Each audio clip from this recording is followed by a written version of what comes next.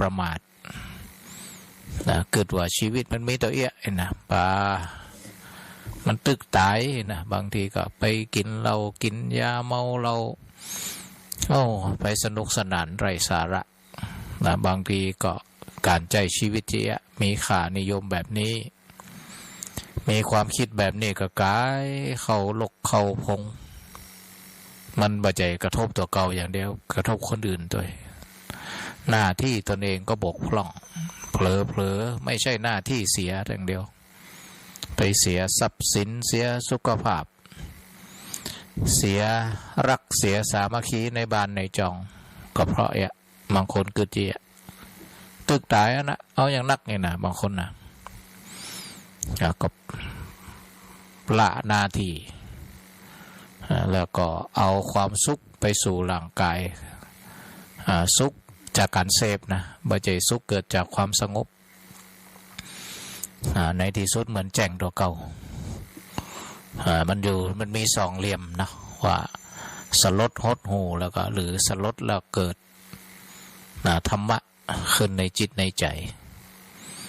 วันแต่ละวันเขากึดพอเนาะศรัทธาสาธุชนถ้าเขาบอกกึดเดี๋ยวเลยนี่นะมันก็อยู่ตามยถากรรมถ้าเขากึดก่อนนอนก็กึดเดี๋ยวน้อยว่าชีวิต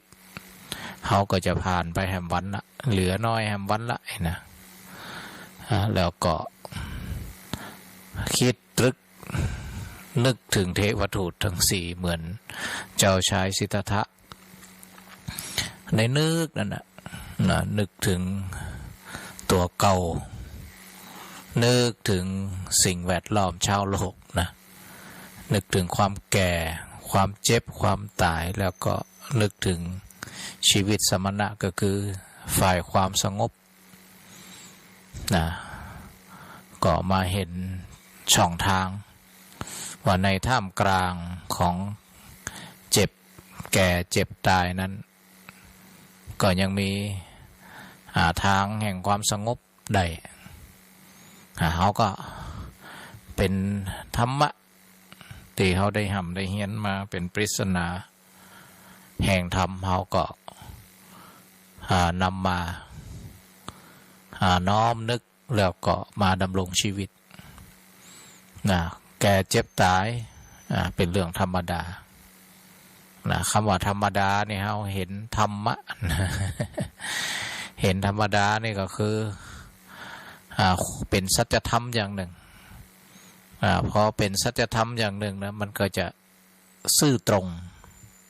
ต่อสรรพสิ่งนะหมายความว่าสรรพสิ่งสรรพชีวิตก็ดำรงชีวิตเจอกันอย่างนั้นหมด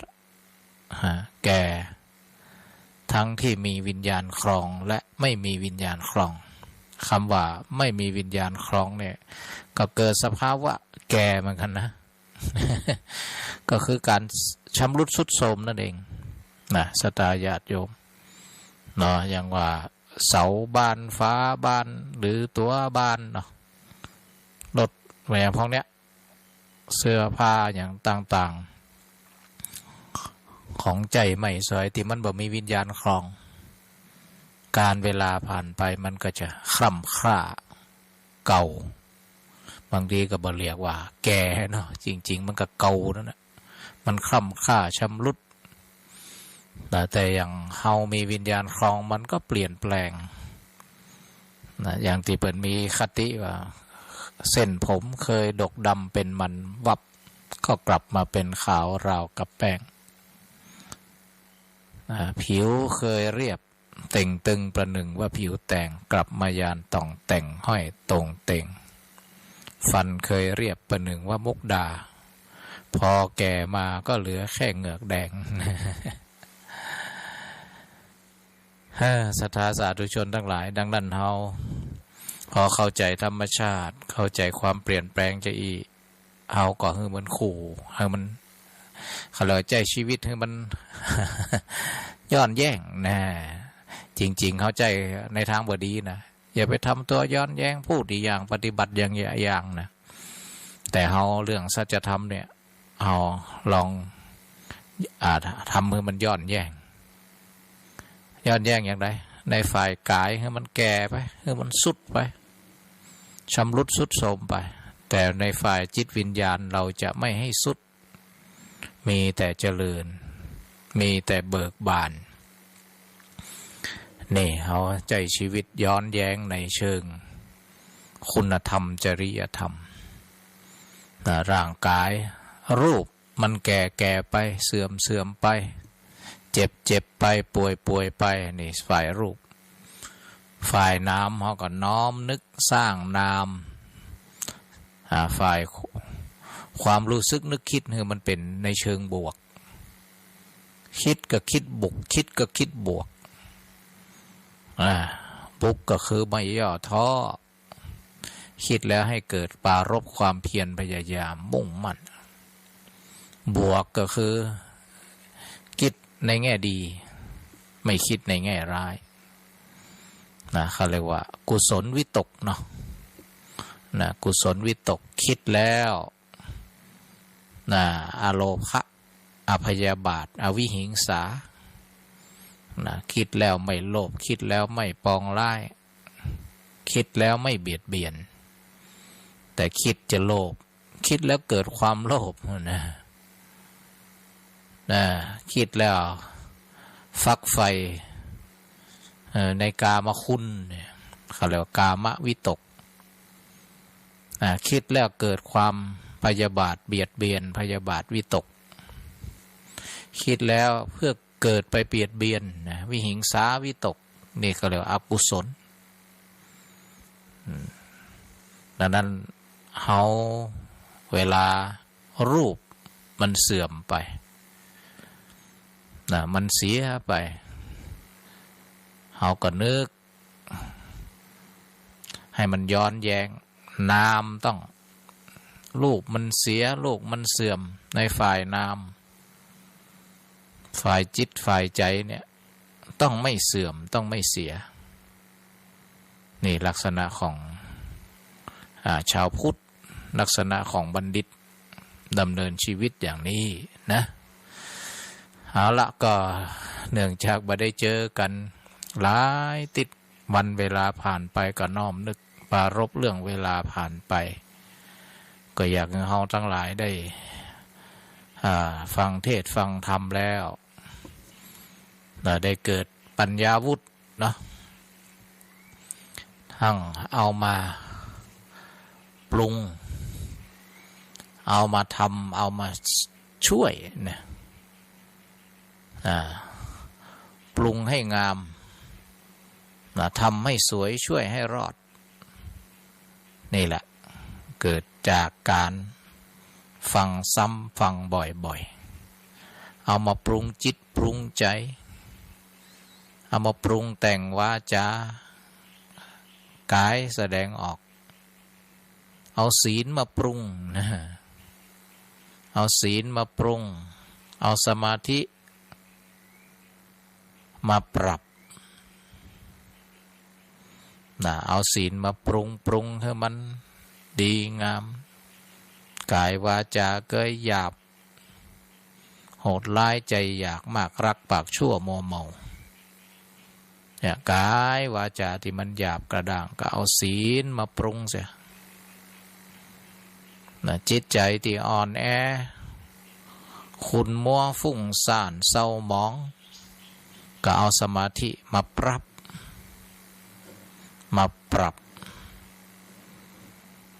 แล้วก็ปัญญามองเข้าใจสรรพสิ่งเขาเรียกว่าเอามาโปร่งใสนอกจากเขาปรับเราปรุงเรียบร้อยแล้วมันก็โปร่งโล่งเบาความคิดโปร่งบัดตันนะยังไม่สิ้นไม่สงสัยโปร่งพอโปร่งมันทำให้โล่งบัดติดบัดคัดชีวิตเลยไม่ไปแบกไม่อะไรก็กลายเป็นเบาเนี่ยภาษาเราเนี่ยมันเป็นภาษาแห่งธรรมภาษาแห่งธรรมะสัตตาสาธุชนทั้งหลายเนาะก็เป็นกำลังใจให้โมเฮาทั้งหลาย นะที่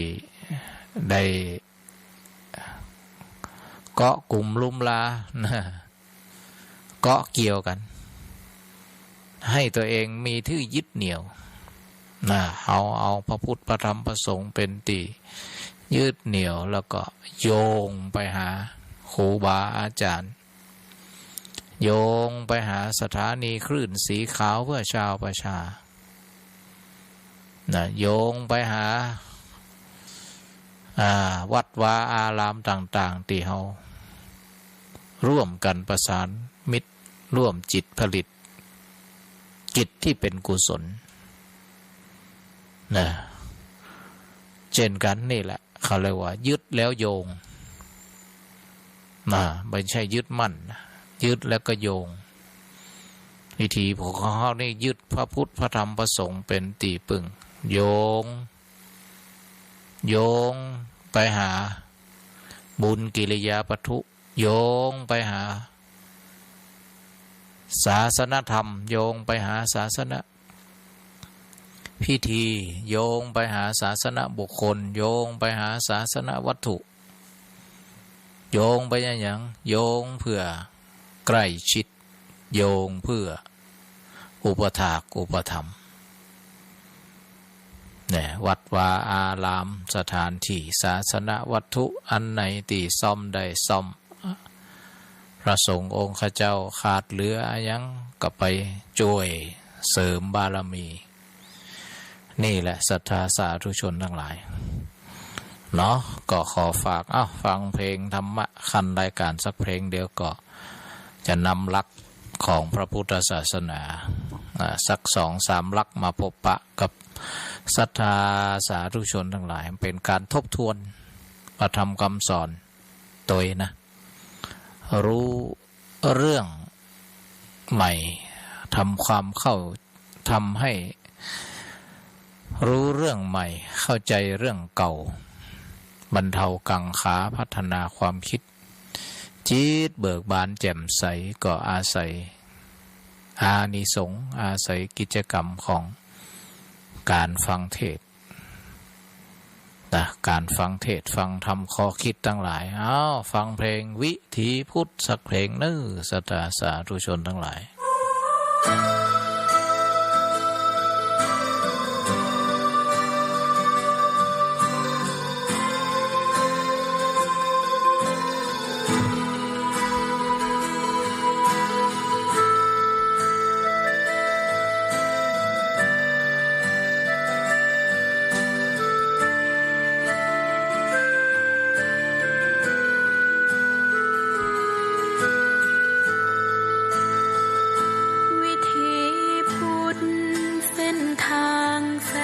ประเสริฐจงกลับมาเถิดมาช่วยโลกอีกครั้งวันนี้สังคมวุ่นวายจังโลกกำลังมืดมนไร้หนทางวิถีพุทธช่วยมนุษย์อีกทีวิธีพบแสงสว่างช่วยชำระอวิชชาให้เบาบางแนะนำทางห่างโศกาจาบันทานศีลภาวนาเสื่อนำพาผู้คนพบสุขสันต์ใจสะอาดสว่างสงบนิรันดร์ทางนี้เท่านั้นสันติภาพจะคืนมาวิถีพุทธฉุดโลกให้พ้นภัย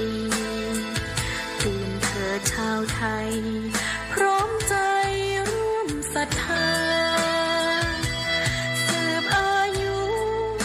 พระพุทธศาสนาวิถีพุทธจะพาโลกาสงบเย็น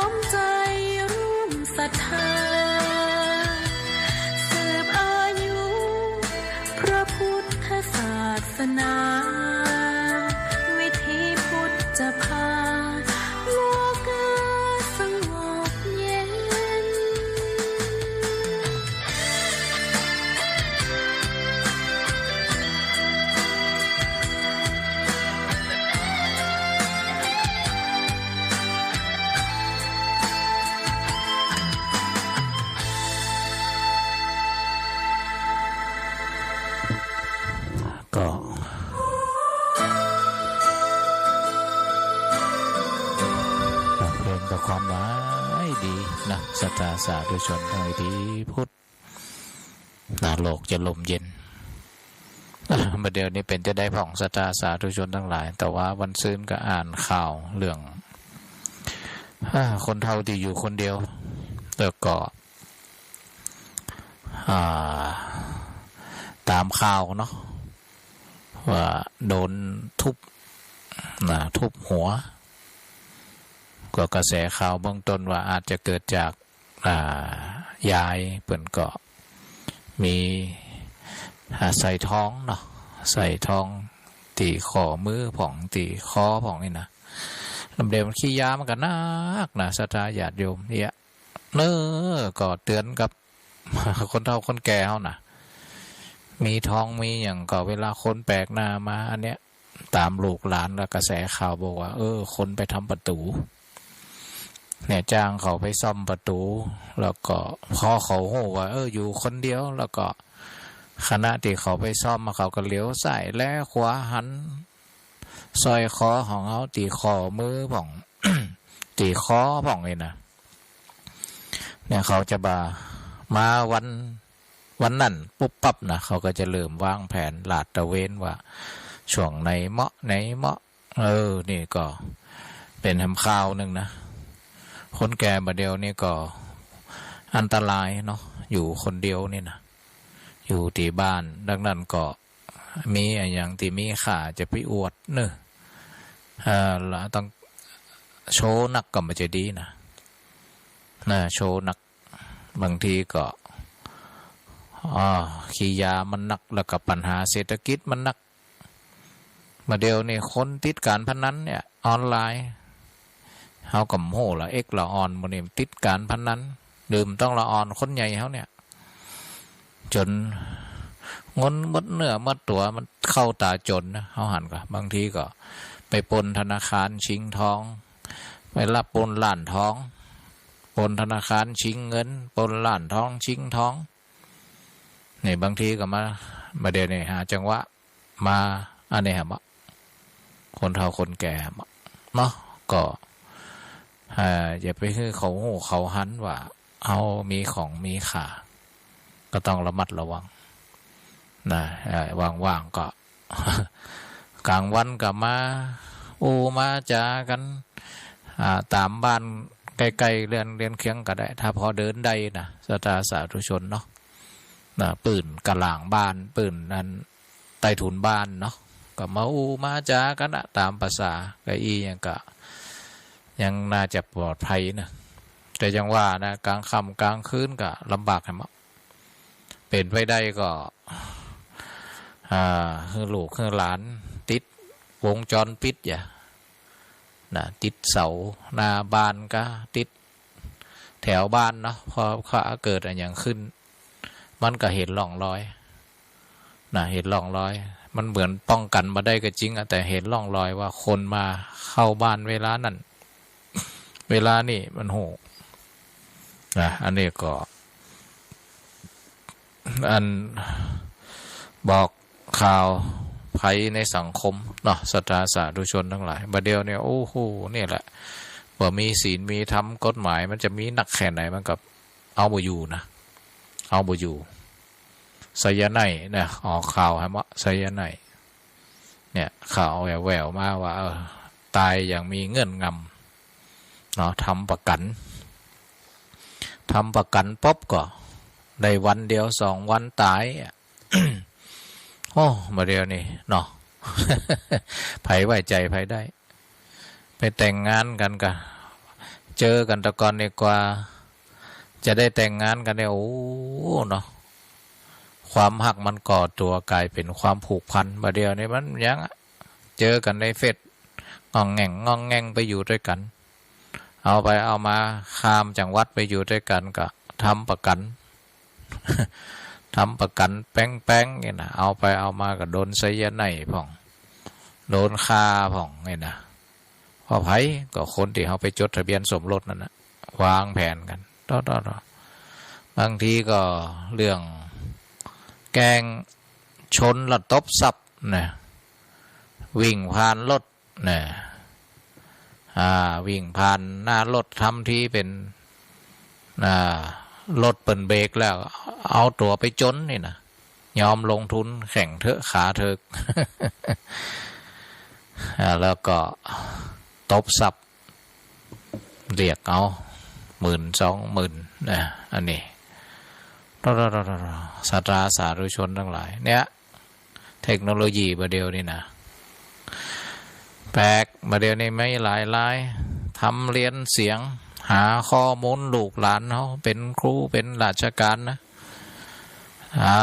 พอเรียนเสียงได้แล้วโทรไปหาพ่อแม่ซึ่งอยู่คนเดียวเดือดนั่นจะนั่นจะนี่โอนตังกำลังนั่นนี่นั่นนี่นะกดเลขนั่นเนอะกดเลขนี่เนยนะเอาก็กดโดยบางทีเอากดไปป๊บก็ดูดเงินเขาไปอย่าหมด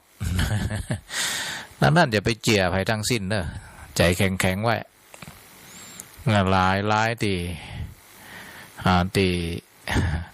เอาจุดอ่อนของคนเท่านะ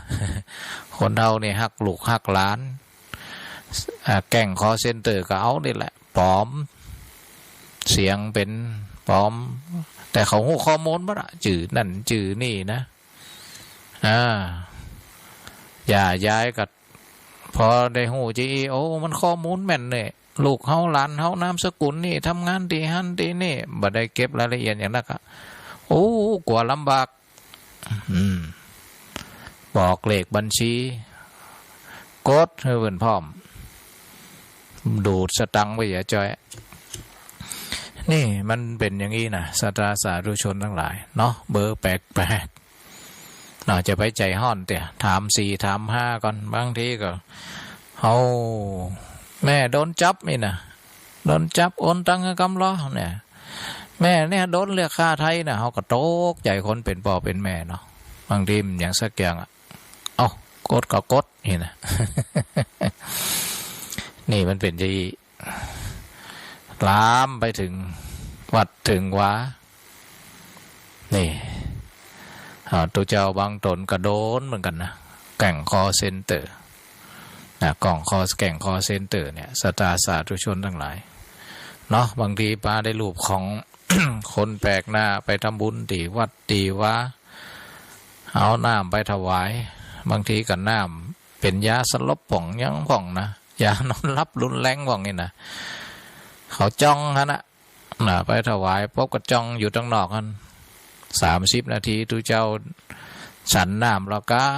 นะเอาล่ะกุญแจก็อยู่ในตัวหลวงป่อไปกดเอาสตังอยู่ในยามบเหลือตื่นมาแหมกำหมดล่ะนี่ตัวเจ้าก็โดนบางเตี่ยก็ไป2-3 รูปเฝ้าดูว่าหลวงพ่ออยู่คนเดียวนะเนี่ยเอาไปเอามาก็เขาทำงานเป็นทีมนะบางทีนะศรัทธาญาติโยมบางทีก็ส่งแม่ย่าแม่ยิงไปก่อนแต่งตัวโป้ยาน้อยนะคนติดตั้งกล้องก็ตั้งกล้องอยู่ฮะนะพอไปขัง2 ขังคุ้นเคยกันแม่ยิงก็ทำที่โอบกอดแต่คนถ่ายรูปก็ถ่ายเรียบร้อยแล้วแชะนั่นเอาละเอารูปเอาหลวงป่อพอสันยงบางทีนะ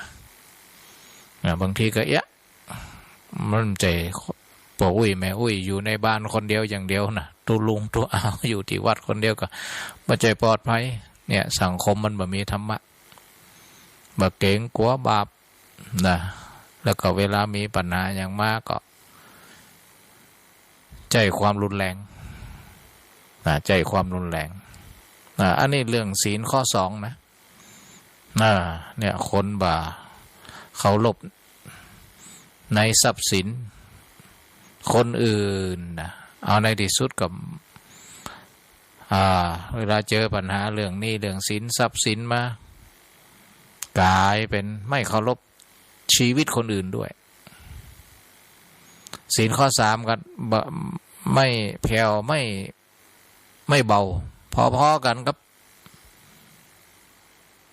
ศีลข้อ2 รุนแรงหึงหวงกันเนี่ยนะโอ้ใจปืนใจมีดโอ้ยสปะศรัทธาสาธุชนทั้งหลายนี่ก็บางทีก็เกิดจากศีลข้อ5นะ คลั่งกะระแวงกะนอกจากหึงหวงย่ำบ่นะผสมกับเหล้าผสมกับยาบ้าเข้าไปหึงหวงเนี่ยออกข่าวแต่เจ้าก็หาที่ว่าเนี่ยเวลาเมาเหล้ามาก็หาเรื่องกับเมียจนในที่สุดกับเมียรับเอาอันระเบิดปิงปองนะโอ้ยนึกบ่ถึงนะเนี่ยทั้งที่อยู่ด้วยกันมาเพราะเราเข้าปากกะหรือความมืดบอดคือความหึงหวงปัจจัยธรรมะใจแต่อารมณ์แทนที่จะมาเจอกันแต่ก่อนนี่มาเจอกันถือว่าบุญสัมพันธ์นี่นะร่วมสุขร่วมทุกข์ก่อสร้างคอยดูแลเดี๋ยวนี้กูเว้นกูกรรมนะมาเจอกันละศรัทธาสาธุชนทั้งหลายโอ้อยู่ยากอยู่กับมนุษย์นี่นะ อยู่กับต้นไม้เนาะ พระอาจารย์อยู่กับต้นไม้โอ้ต้นไม้ไอ้ยาเกิดว่ามันอยู่กับต้นไม้ยังดีกว่าคนเลยนะต้นไม้นี่เฮาก็หู้มันจ้ะว่าต้นไม้บางต้นมันกิ่งมันจะหักก็เฮาก็เล็มมันจ้ะอันก็ ต้นไม้ต้นไหนที่หักบ่แข็งแรงเฮาก็ปลูกใกล้ๆอาคารนะนี่ก็คอยดูแลสิ่งเหล่านี้แค่นั้นนะแต่โดยรวมแล้วก็รู้สึกว่ามันเป็นพิษเป็นภัยมีก็มันแค่กิ่งหักกันนะศรัทธาสาธุชนทั้งหลายนะมันปุ่งว่าวันนี้มันใส่เจ้าของไงนะมาฮดน้ำเฮากิ่งมันปุ่งเข้าในบ้านเฮาไงนะมีแต่มนุษย์นี่ลองพิษเถียงกันหน่อยนะมันพกปืนพกมีดพกไซยันไน สปะความรุนแรงบางทีขับรถจนก็มีอันหรือยังศรัทธาสาธุชนเนาะเจริญพรเจ้าสาธุเจ้าท่านเจริญพรท่านกันระวังนะเป็นเนี้ย มีเนี้ยมีอย่างให้เขาได้ปนอ่ะมีกับบาทกับจีวรมีกับบาทกับจีวรเนี่ยไม่ใช่อันโยมแม่เป็นห่วงอยู่ในป่าพวกนี้ก็ได้มีกับบาทและจีวรเนี่ยนะถ้าเขามาปนเขานั่นนะคือเขาเนาะนั่นแหละใครได้บาทกันนะบาทไปเลยนะไม่กี่ลูกก็ไปหมดเลยเนาะเริ่มยังว่าแล้วเวลาคนนั้นเมายาบามามันเริ่มเกิดหันเกิดเนี่ยมันสนมันเกิดว่าเฮามีก่อนอะเกิดว่าเฮามีก่อนค่ามันเกิดว่าเฮามีค่าแล้วไปค้นพอมีสักอย่างมันก็มันก็มีนะมันป้องกันไว้ก่อนอย่างแม่ว่านะระมัดระวังเจริญพรนะแม่เน้อเจ้าแม่ฟังอยู่สานกูพูดเน้อเจริญพรอันนี้ก็แม่นิตยาเนาะเหล่าภัยในสังคมนะวันนี้นะเหล่าภัยในสังคมอดบ่ได้เหมือนกันนะถึงเป็นถึงตัวนะเพื่อให้ระวังเนาะระวังนี่ก็กินน้ำของคนแปลกหน้าก็ต้องระวังบ่ศรัทธาบ่เดียวนี่ฮันก็มันบางครั้งฝามันปิดนะอยากจะเล่าให้ฟังว่าฝาก็มันจะปิดนะแต่เขาเอาอันชิลลิงเข็มฉีดยาเนี่ยไปแตงนะเอายาสลบก็ถ้าเป็นละออนที่โดนนี่นะโดนก็ย้อนยาปุกเสกปุกหยังฉีดเข้าไปเขาก็ละออนก็มใจหูเขาก็มใจหูใจหันนะแต่ฟ้าก็ไม่ได้ปิดเหมือนกับขวดใหม่อยู่หาลู่ใหม่เขาฉีดเข้าตั้งหลุมขวดก็มีเยอะศรัทธาเจริญพรการนมัสการเจ้าอันนี้ใครเอ่ย ถามไปจังนั่นน่ะแม่อ้อยล่ะเจ้ากินข้าวแรงแล้วยังกินเจ้าระวังเด้อวันนี้เล่าข่าวกินแล้วมันได้กินข้าวเดี๋ยวละไอ้อันไปขายของพระเจ้า เป็นเนี้ยขี่รถทีมเป็นเนี้ยใช่ยังอ่ะ เป็นยังอ่ะแม่ขี่รถทีบ ขี่รถทีมขี่เมียงนะดีละแล้วมันจะมีอันมันยังเนาะนะขายเต็มบ้านเต็มจ้องหมู่บ้านวังมอนี่เนาะได้ช่วยหนึ่งมาหาช่วย6นี่เหี้ยเนาะผมเดิมขี้ยามันนักอย่างว่านะก็เฮากับเบอร์อันเนี้ยแล้วอย่างขี้ยามันตึงนักแท้ทางเอ้ยเอ็กจังหนึ่งปูดจังหนึ่งนั่นน่ะต้นว่าไม่ได้เขาจะปวดหลังเป็นกิจลักษณะอย่างน่ะต้นมันแล้วก็ขี้ยานี่มันชอบผมรักกิ๊กรักจ๊อกนะเนาะแม่นกฎหมายต้องเข้มอ่ะของเฮานี่ยังว่านะว่ากฎหมายมันเข้มกฎหมายกฎแม่นอยู่กฎหมายเพิ่นทั้งนั่นเพิ่นสั่งมาแล้วก็กฎหมู่ทั้งหมู่บ้านนี่ล่ะยังว่านะเป็นบ้านนี่แม่นเพิ่นฮู้ตัวหมดแต่เพิ่นบ้านนี่เนาะเพิ่นเตือนเนี่ยแม่นล่ะตอนที่เพิ่นเตือนเขาก็ยังไม่เหี้ยอีกอ่ะมาเดียวนี่มาเดียวเนี่ยกูบ้านกูจ้องก็หามันหนักแต่หนักกว่ามันมีแต่ไม่ว่าเนาะซ้ำมาเดียวซ้ำถูกเนี่ยเอียเนาะถูกเหลี่ยมเมี่ยงกันนะเนี่ยถูกเหลี่ยมเมี่ยงแก่บางทีบ้านก็ได้หลายละเอียก็ระมัดระวังนะแม่เนอะเนาะวันนี้ก็เจริญพร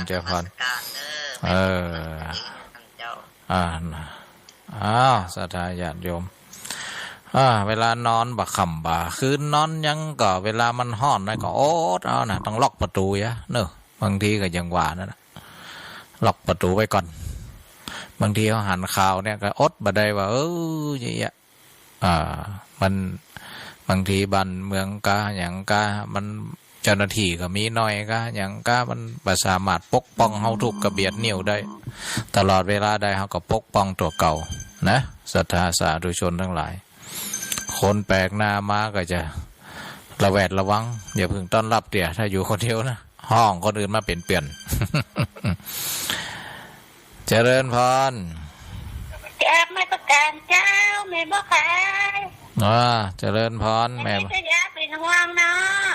ะแม่ละก็ดีละวันนี้เล่าปัญหาสังคมภัยสังคมก็เลย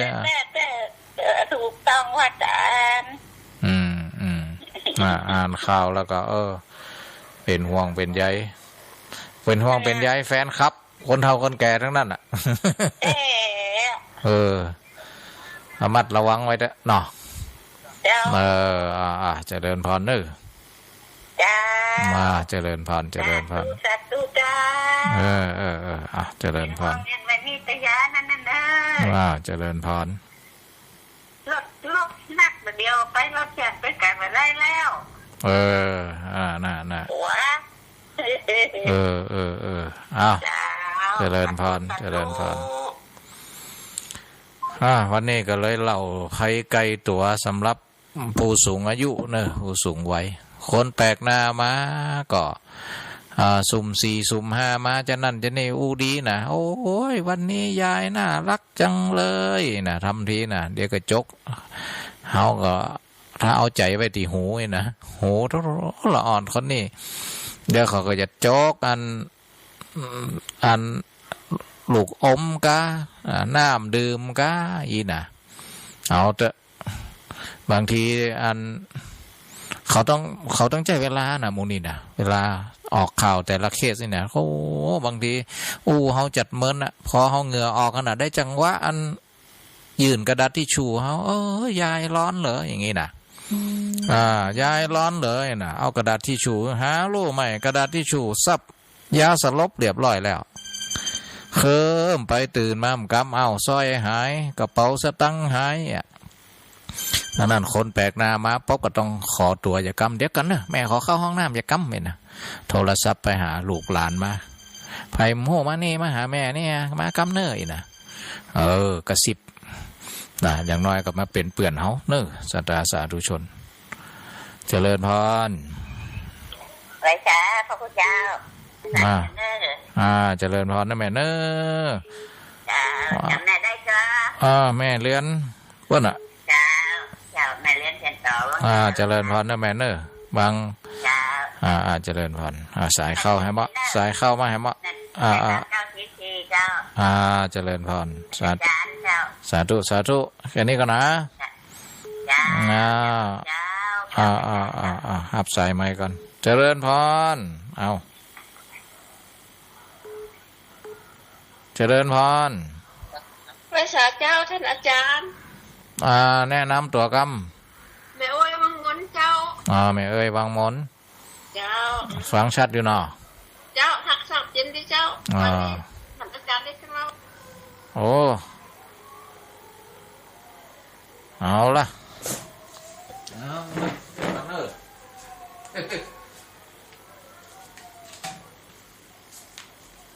สุมาเตอโอ้ลืมพอโทรศัพท์แม้แบตหมดไปเยอะแบตโทรศัพท์หมดไปเยอะได้เสียบใหม่เนอะสตาร์ทช่วงนี้โทรมติดเดีย นั่นลืม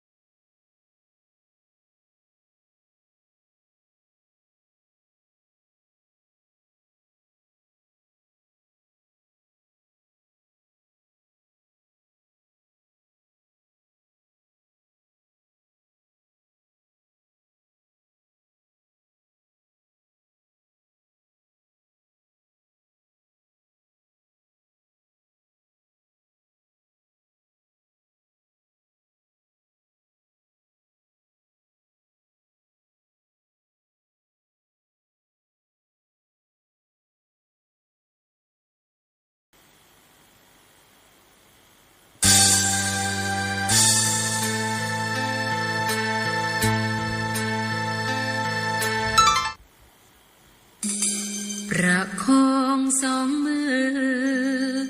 ต่างถือธูปเทียนดอกไม้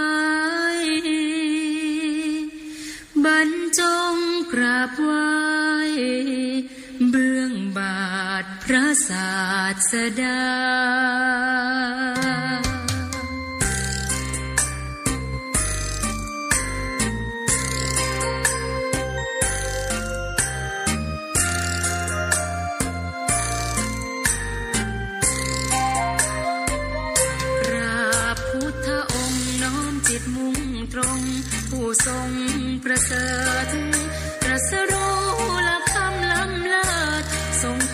กำเนิดพระศาสนาเปี่ยมสามพระคุณปัญญาบริสุทธิ์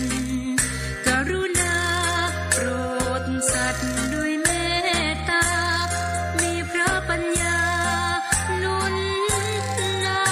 ำผู้ไกลกิเลสตัดสิ้นมูลเหตุแห่งทุกข์วังเวง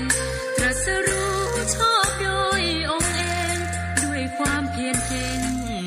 อธิษฐานธรรมเพียบพร้อมสมบูรณ์ด้วยคุณความรู้และพฤติกรรมมีวิชาจรณธรรมแบบอย่างทางนำสัมมา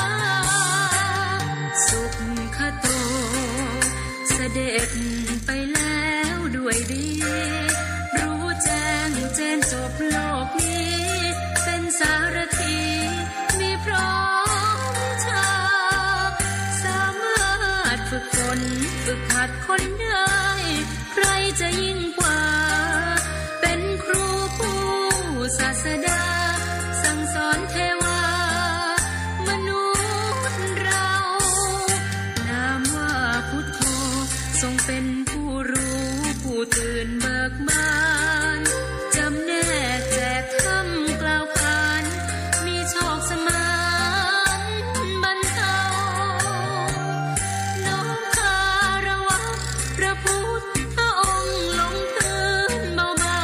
ๆบูชาเถิดไว้เหนือกล้าวพระพุทธเจ้ายิ่งล้ำพระคุณ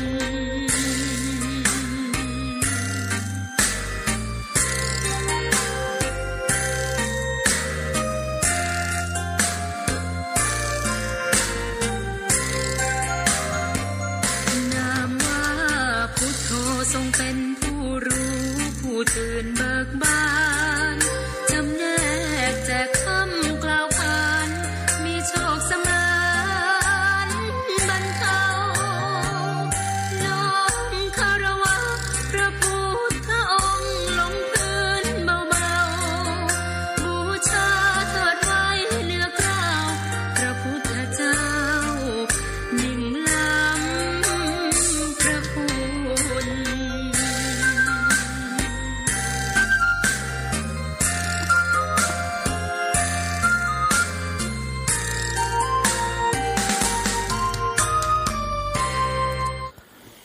สุมาอภัยพอดีโทรศัพท์แบตหมดนะศรัทธาสาธุชนทั้งหลายก็หับโทรศัพท์บ่ใครได้ดีเตี่ยเนาะศรัทธาสาธุชนลืมพอกำลังชาติอยู่ฟังธรรมะไปนะศรัทธาสาธุชนวันนี้ได้ปรารภภัยก็เก็บข่าวจากที่เกิดกรณีความรุนแรงเนาะคดีอาชญากรรมต่างๆนั่นแหละก็ได้เห็นมุมที่แรงจูงใจคนทำผิดนะว่าทำไมทำจะอย่างจะนะในที่สุดก็มันเกิดจากตัวเขานะบางทีก็ติดหนี้ติดสินบางทีเขาก็ติดยาบางทีก็หึงหวงนะติดหนี้ติดสินนี่รุนแรงนะรุนแรงถึงหมดอ่ะติดหนี้ติดสินนี่บางทีก็หาเหยื่อบางทีก็เป้าหมายที่ร้านทองผ่องเป้าหมายที่ธนาคารผ่องนะบางทีก็เป้าหมายอย่างที่ว่านะคนเฒ่าคนแก่อยู่คนเดียวหรือแม้กระทั่งละอ่อนติดเกมนะที่ได้ยินข่าวกับศรัทธาญาติโยมที่อาชญากรเด็กอายุ11นะเนี่ยพ่อแม่ก็บ่ได้อยู่ตัวเอาตังเฮือนย่าไว้ย่าก็สังคมมาเดียวเนาะก็แล้วแต่เขาเตอะก็เอาตังวางไว้บนหัวเตียง20ผ่อง30 40ตะกอนละอ่อนคนนี้บ่เดือดร้อนนะเพราะบัดติดเกม20 บาทก็ไปซื้อขนมได้ไปโรงเรียนเปิดก็มีอาหารกลางวันอยู่ได้แต่ตอนหลังมาพอเขาติดเกมเนี่ย บ่ฮู้เอาเงินที่ไหนบ่มีเงินไปเติมเกมในที่สุดก็เริ่มเล็งพอบ้านใกล้ๆบ้านติดตัวเก่านะเป็นปลัดนะเป็นถึงปลัดนะปลัดอำเภออยู่กับลูกบ่าวนะศรัทธาสาธุชนทั้งหลายเนี่ยแรงจูงใจ1เขาไปติดเกม2บ้านข้างๆบ่มีปัจจัยอยู่ด้วยนะบางทีนะเราอ่อนคนนี้ก็วางแผนกันเลยนี่วางแผนว่าเนี่ยจะได้สตังค์หันนี่แหละหันปลัดอำเภอหญิงนี่แหละบ้านข้างๆเปิ่นใส่สร้อยคอโอ้นี่แหละมาได้นึกถึงเรื่องกฎหมายนึกอย่างเดียวก็คือเอาสตังค์ไปเล่นเกมนี่คนเฮามันผีสิงป๊บเนี่ยไม่คำนึงถึงผิดชอบชั่วดีบ่คำนึงถึงผลกระทบจะตามมาบ่ได้เกิดหน้าเกิดหลังนะนี่ศรัทธาสาธุชนในที่สุดก็เอามีดปลายแหลมที่ในห้องครัวตัวเก่าเนี่ยปีนขึ้นไปดึกก้อยไปก่อยเอามีดแหลมนะก่อยเคาะงัดประตูเข้าไปจนถึงห้องนอนปลัดนี่ที่ได้หันภาพข่าวโอ้สลดใจเนาะศรัทธาสาธุชนทั้งหลายก็คือกระชากซอยเปิ่นพอเปิ่นตื่นมาก็เอามีดแทงลูกบ่าวเปิ่นนอนตัวตกใจตื่นจะวิ่งออกจากห้องก็วิ่งบ่ทันในที่สุดก็เนี่ยเด็กที่ติดเกมกลายเป็นก่ออาชญากรรมรุนแรงฆ่าเพื่อชิงทรัพย์ทั้ง2ศพ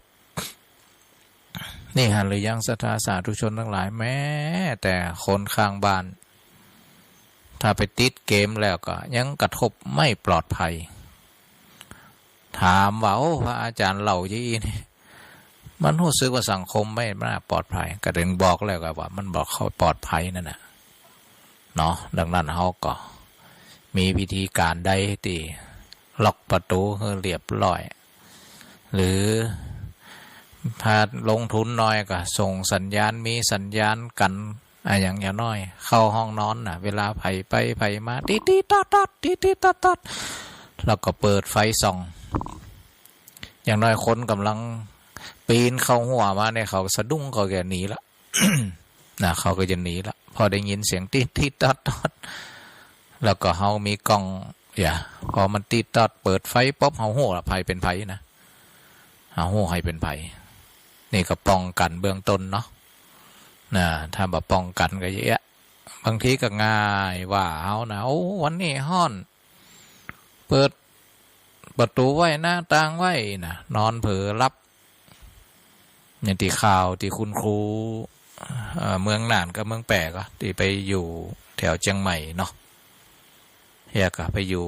บ้านหอพักที่พอดีว่ามันเป็นที่กึ่งสลัมอ่ะแต่บางทีหอพักราคาถูกนะมันก็ติดมันไม่ใช่เฮาคนเดียวที่ไปอยู่คนมีรายได้น้อยก็ไปอยู่ไอ้พวกกรรมกรหมดนี่ไปอยู่ป๊บก็แรงมากก็กินเหล้ากินยานี่พวกนี้ก็หันพฤติกรรมของครูว่าผู้หญิงคนนี้หน้าตาดีอยู่คนเดียวอีกหนึ่งในหันก็ตีคุณครูผ่านซอยไปมาก็มันจะเกิดดีทุกคนหรอบางคนนี่ก็เฉยเหมือนกับญาติคนหนึ่งแต่บางคนติดยาก็วางแผนละเองพอคุณครูวันเสาร์วันติดเขาก็สังเกตพฤติกรรมจะนี่หลายครั้งละคุณครูชอบเวลานอนกลางวันมักจะไม่ได้ล็อกประตูนะนี่เขาก็หาจังหวะจะเอี้ยกะหมูนี่ในที่สุดก็คุณครูโดนข่มขืนแล้วฆ่าเอาไปเอามาคนใกล้แถวนั้นเนี่ยศรัทธาสาธุชนทั้งหลายบางทีการใช้ชีวิตให้ปลอดภัยต้องใช้ทุนสูงนะเพราะถ้าทุนต่ำเนี่ยก็ขอฝากศรัทธาญาติโยมนะบางทีลูกหลานไปเรียนต่างจังหวัดไปเรียนมหาลัยบางทีพ่อแม่ก็กาเจ้าบ่แป้งนะเอาถูกๆเนี่ยบางทีก็ต้องดูด้วยนะบางทีไปเจ้าบ้านอยู่เดียวคนเดียว ต้องเตือนลูกสาวบางทีละอ่อนนะชอบสงบแม่นะอย่างนี้แหละเหมาะดีนะบางทีก็กลายเป็นช่องทางที่ใหม่ๆอาจจะเป็นเนี้ยแต่ว่าขี้ยามันก็หันพฤติกรรมว่าน้องนี่อยู่คนเดียวโลมันก็เริ่มวางแผนละในบางทีภัยมันค่อยๆคืบคลานมาต้องไปอยู่คอนโดถึงแม้มันจะแพงน้อยเนาะเนี่ยการใช้ชีวิตให้ปลอดภัยบางทีทุนสูงเหมือนกันเพราะไม่มีศีลธรรมนั่นเองศีลธรรมกับเนติธรรมบ่เข้มแข็งแต่ต่างประเทศนี่มาได้นะเรื่องลักขโมยถ้าเป็นซาอุนี่ต้องตัดนิ้วเนี่ยเปิดเอาแต่โลบางคนเนี่ยอาจจะสลดหดหูยังทำรุนแรงแต่ว่ามันป้องกันสังคมได้สิงคโปร์เนี่ยประหารก็คือประหารเกี่ยวกับยาเสพติดเอาสักราย2 รายตอนหลังมากับเขาหวาดกลัวอันนี้มากลัวกับกำแล้วของเขานะไปอยู่เขาถึงอันประชดแล้วว่า ไปอยู่ในคุกเนี่ยแทนที่จะอันลาบจำก็กลายเป็นผู้จากเดิมเป็นผู้เสพพอออกจากคุกมาเป็นผู้ค้ารายใหญ่ เขาประชดจะแต่จะจริงโหแต่มันสะท้อนว่ากฎหมายการวิธีลงโทษมันอาจจะหย่อนยานเนาะเขาอาจจะคำนึงถึงหลักมนุษยธรรมการให้โอกาสคนนี่นะแต่ว่ามันประเทศไทยนี่มันดูแล้วเขาก็ในเมื่อใจเขาก็สรุปบทเรียนว่ามันแบบนี้มันไม่สามารถจะปกป้องสังคมได้คนก็ยังให้โอกาสแล้วยังบอกกับเนื้อกับตัวลองใช้มาตรการตรงไปตรงมาสิกฎหมายบางทีก็อาจจะปกป้องปราบคนเลวปกป้องคนดีเนาะแต่ถึงวันนี้เขาก็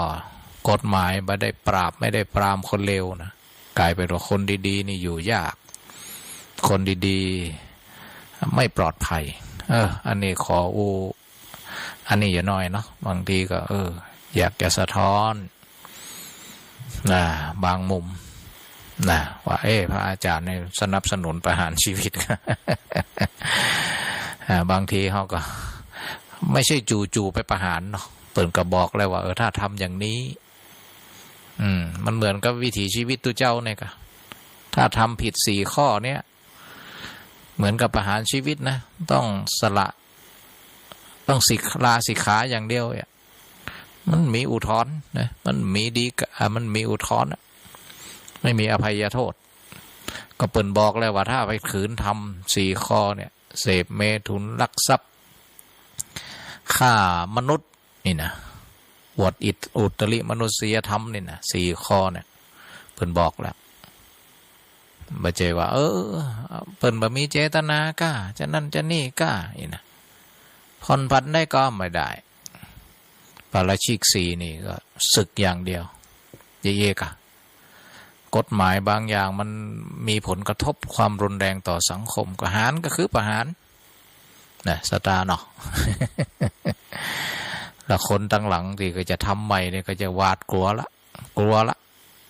พอหวาดกลัวก็ทำให้สังคมคนที่ทำชั่วก่อความรุนแรงจะน้อยลงบ่ฮู้นะเพราะว่าบางทีก็เถียงกันนะมันไม่จริงหรอกกฎหมายรุนแรงวิจัยออกมาแล้วบางทีมันก็จะเป็นจะเนี่ยถกเถียงกันก็ร้องบอกอะในเมื่อเขาใจกฎเรื่องให้โอกาสให้อภัยแล้วมันยังลองใช้ตรงไปตรงมาสิตามนั้นอะประหารก็คือประหารกี่ปีก็คือกี่ปีอะบางทีอาจจะทำให้คนที่ก่อความรุนแรงนะเหมือนกันที่เรื่องคนที่ทำก่อทางเพศซ้ำแล้วซ้ำอีกนะเราก็ใช้วิธีฉีดฮอร์โมนที่ทำให้ฮอร์โมนทางเพศได้ตายด้านไปนะก็ลองทำพอเอามาตรการนี้ไปใช้ดูสิถ้ามันได้ผลมาอย่างนี้ก็ใช้ได้มาถึงกับประหารชีวิตนะก็ลองมีวิธีหลายวิธีดูแต่ว่าต้องตรงไปตรงมากฎหมายต้องปกป้องคนดีนะ ศรัทธาสาธุชนทั้งหลายเนาะก็ได้ปรารภปัญหาสังคมที่มันเกิดขึ้นมากมายนะดูข่าวแต่ละวันเนี่ยไม่ได้ข่าวจันโลงใจเลยนะมันมีแต่สลดหดหู่โตแต่ก่อนนี่สมัยเป็นน้อยๆนะได้ยินข่าวออกหนังสือพิมพ์นี่นะฆ่ากันนี่นะเหมือนมีเตือสะดุ้งกันเลยนะโอ้มันมีถึงขนาดนี้วันนี้นี่กลายเป็นเรื่องปกตินะเรื่องฆ่ากันเนี่ยมันอยากจะได้ปล่ำปลาเรือเนาะมันล่ำไปนะประเทศไทยเขานี่นะเจริญแต่วัตถุเจริญพิษหูพิษตาเจริญเทคโนโลยีนี่เจริญแต่ความรุนแรงมันก็เจริญด้วยนะความรุนแรงก็เจริญด้วยปืนเรื่องปืนซื้อง่ายซื้อได้ปืนนะยาบ้าปืนนั่นเป็นเครื่องมือที่บ่มเพาะยังไงวะเป็นสารถ้าถึงเรื่องในวงการยาเสพติดเป็นสารขั้นต้น คนพกปืนกับพกปืนนี่ต่างกันนะคนพกปืนนี่มันดุอ่ะคนพกปืนนี่ยังมีดีกรีความเข้มข้นในเรื่องดุในเรื่องนักเลงเนี่ยมันจะน้อยบางทีนะเนี่ยบางทีก็ก่อความรุนแรงใส่กันเนี่ยศีลธรรมคนบ่มีศีลห้าเนี่ยเหมือนกับตึกตีร่าวแล้วเสาที่พร้อมที่จะโค่นนะดังนั้นเสาห้าเสาเพิ่นถึงบอกว่าเสาห้าฝาสี่อัปรีหกเนี่ย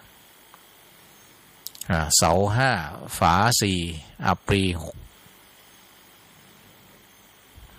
เสาห้าก็คือศีลห้านี่แหละถ้ามันล่าวถ้ามันแตกก็เหมือนเสาที่มันพร้อมที่จะขนมันหักศรัทธาสาธุชนทั้งหลายก็ฝากศรัทธาสาธุชนเนาะวันนี้ก็ได้จ๋าภัยในสังคมในมิติต่างๆก็แล้วกันนะได้ปรารภเพื่อเขาได้ตันโหกึดโหตันนะสกิดนะบางทีก็นาดีอันดูคนเฒ่าที่ออกข่าวสะสมเงินมาโมกี่ปีบั้นปลายชีวิตโดนหลอกไปอย่างละบางทีก็หลายมิตินะเอาทองคำอันเส้นใหญ่กว่ามาแลกทองคำมันเส้นน้อยกว่านะเอามาเป็นทองคำปลอมไปยะมันมีไปแล้วก็แม้แต่เรื่องคนใกล้ตัวก็เหมือนกันนะบางทีก็คนเฒ่าคนแก่เซ็นไปนะบางทีก็เซ็นทำกรรมยกตียกยังลูกคนโตคนน้อยก็อ้างว่าพ่อแม่ปู่ย่าฮักคนเดียวเอาไปคนน้อยใจก่อความรุนแรงค่ายกครัวก็มีนี่บางทีบ่ใจคนนอกคนในคนไกลก็ถ้าบริหารจัดการเรื่องพวกนี้บ่เข้าใจกันก็มีความรุนแรงเกิดขึ้นในครอบครัวก็มีเหมือนกันเนาะศรัทธาสาธุชนทั้งหลายไม่มีศีลธรรมทั้งนั้นแหละถ้ามีศีลธรรมจะไม่มีเหตุการณ์เหล่านี้เกิดขึ้นคนมีศีลธรรมนั่นละศีลธรรมมันเข้มแข็งเนาะเฮาทั้งหลายเนี่ยศีลธรรมให้เข้มแข็งแต่ก็มีศีลมีธรรมมีสติปัญญาด้วยนะมีปัญญาด้วยปฏิภาณไหวพริบประเดี๋ยวนี้ปฏิภาณไหวพริบถ้าเฮาบ่มีปฏิภาณไหวพริบเดี๋ยวก็จะเป็นเหยื่อใจดีแต่เดี๋ยวจะเป็นเหยื่อได้นะ เป็นเหยื่อแก่แก่งงานคอเซ็นเตอร์ของแก่งสปะของนะมันจะมีมาเนาะอาตมานี่อยู่วัดนี่ก็ใจแข็งจังเนี่ยวันนั้นก็มาแฮมสไตล์นะเรื่องมูลนิธิแต้มหัวนะเอาใบเซ็ตให้พร้อมยืนให้พร้อมเดี๋ยวกันเดี๋ยวอาจารย์ขอเบอร์โทรกัมนะเดี๋ยวเช็คกันต้นสังกัดพอเนี่ยเดี๋ยวกันนะรอกัมพระอาจารย์ต้องตรวจสอบก่อนนี่นะเอาไปงอมแงมสตาร์ทรถออกบึ้งบุละนะหมูนี่นะไม่ยอมรอละบางทีมาก็มีลูกถ่ายมี อันยังพร้อมนะบางทีก็ต้นสังกัดกำใจหูไปวัดหันใดละมากำเดียวก็ตะกอนเฮ้อกะอาตมาเฮ้อมาป๊บก็300-500ยกมือขึ้นหัวยะอธิษฐานแต่อันนี้บางทีก็อยากจะลองดูว่ามันแต่บ่แต่ละอ่อนหมู่นี้นะมันจะมาไม่ไหนก็ร้องเพราะอะไรนะเดี๋ยวกันเนอะขอเบอร์นี่นะพอขอเบอร์ปั๊บเดี๋ยวโทรศัพท์ในห้องเดี๋ยวไปขอโทรกำต้นสังกัดว่ามันแต่ก็ยังก้อยนะพอเข้าไปในห้องกำลังจะไปเอาโทรศัพท์สตาร์ทรถหนีไอ้แซบเนี่ยมี กลุ่มเนี่ยศรัทธาสาธุชนทั้งหลายเนี่ยใจดีแต่ถ้าไม่มีปัญญาปฏิภาณไหวพริบนะบางทีก็เป็นเหยื่อของคนที่บะสื่อบะใสคนที่หากินแบบกลโกงเนี่ยเนาะนี่มันก็อย่างนี้นะเหมือนกันอาตมาภาพเป็นเจ้าคณะอำเภอเนี่ยสั่งการให้พระวินัยการว่าปหลวงบ้านด้วยอย่างด้วยแนะนำเนาะว่าเวลาเปิ่นนั้นมาบริจาคห้ามบริจาคหรือบอกบุญเนี่ยบ่ใจว่าบ่ดีเรื่องการทำบุญสุนทานนี่นะก็เช็คอย่าน้อยเนาะว่าจื่อนี่เพราะเปิ่นมีตาปั๊มก็ขอเบอร์โทรศัพท์ถ้าเปิ่นจริงใจอันแต่เนี่ยเปิ่นพร้อมที่จะให้เฮาตรวจสอบอยู่แล้วได้ครับนี่เบอร์โทรศัพท์หลวงพ่อเจ้าอาวาสครับนี่นะแต่ถ้ามันงังหั่นน่ะนี่สันนิษฐานไว้ก่อนว่าแอบอ้างเอาตายางวัดหั่นมาแอบอ้างเอาจื่อหลวงพ่อมาอ้างเนี่ยเขาก็ต้องตรวจสอบเบื้องต้นเพราะบ่ฮื้อคนดีเอาคำว่าบุญไปหากินนะไปโกงเอาเข้ากระเป๋าตัวเก่าคนอื่นกว่าจะได้เงินได้ทองทำมาหากินสื่อสัตย์สุจริตเนาะศรัทธาสาธุชนแต่มีบางกลุ่มบางขบวนการมักจะมีแบบนี้เหมือนกันนะอันนี้บ่ได้ก็ได้แจ้งกับปหลวงบ้านในเขตพื้นที่ว่าถ้ามีกรณีอย่างเงี้ยหรือแม้กระทั่งไปปักกดตีป่าจ้ากายังกาก็รีบเจ้าอาวาสในพื้นที่เจ้าคณะตำบลพื้นที่กับปหลวงบ้านปกำนันรีบประสานกับตำรวจตูประจำตำบลออกไปจะไปคนเดียวอันตรายนะบางทีเขาก็ลองไปตรวจดูสิบางทีไปคนเดียวก็เขามีปืนมีมีดนะอันตรายเหรอดังๆกันแนะนำกันไปนะบ่ค่อยมีละประเดี๋ยวนะในเขตอำเภอวังเหนือตีจะมี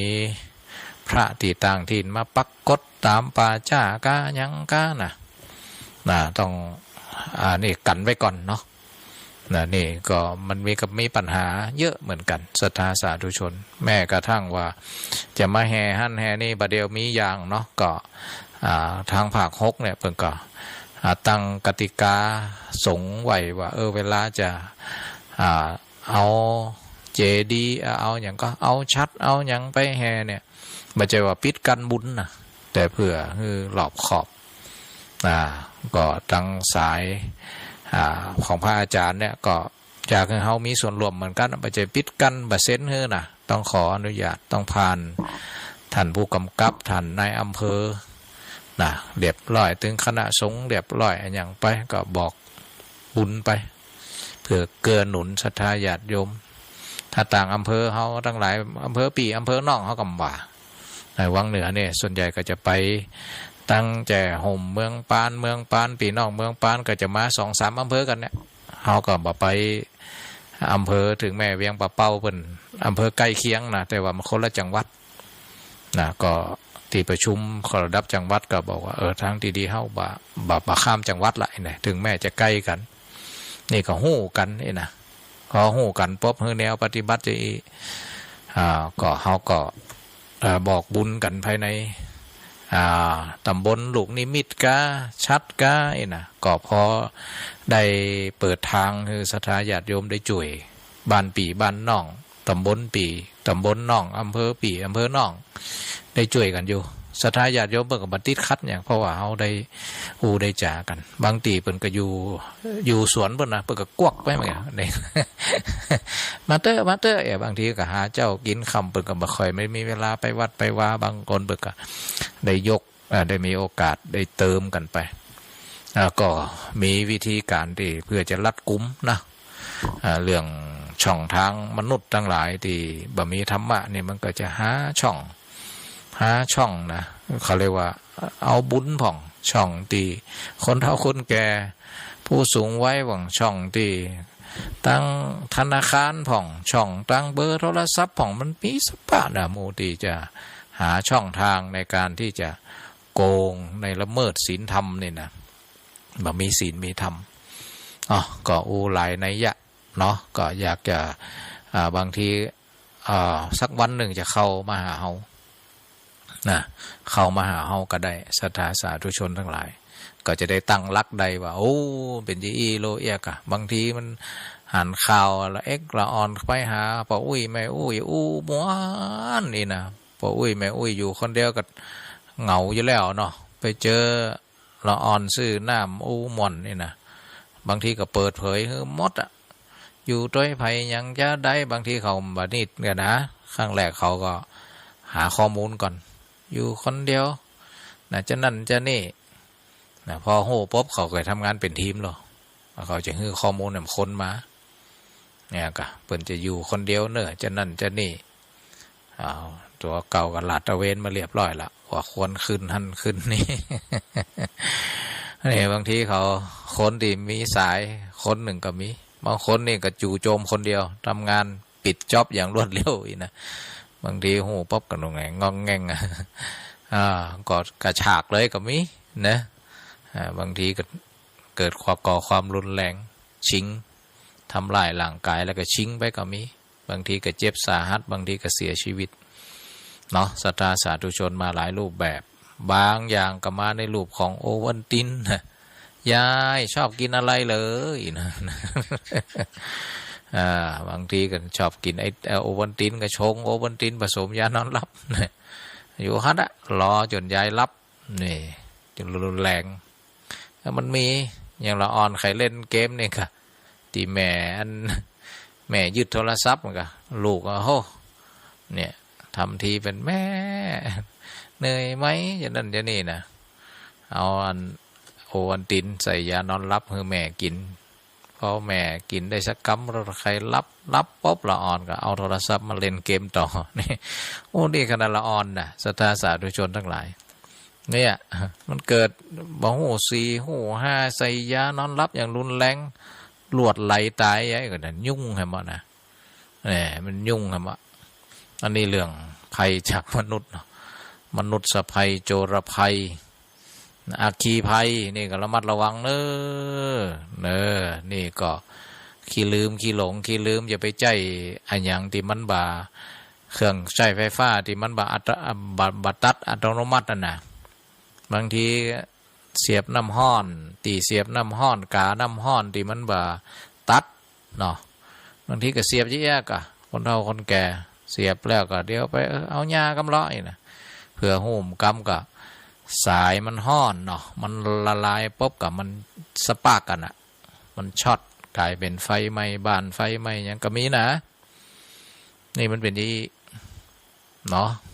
บางทีก็เขาต้องหู้ตัวว่าไว้นี่แล้วก็บอกให้ลูกให้หลานลงทุนอย่าน้อยเวลาจะ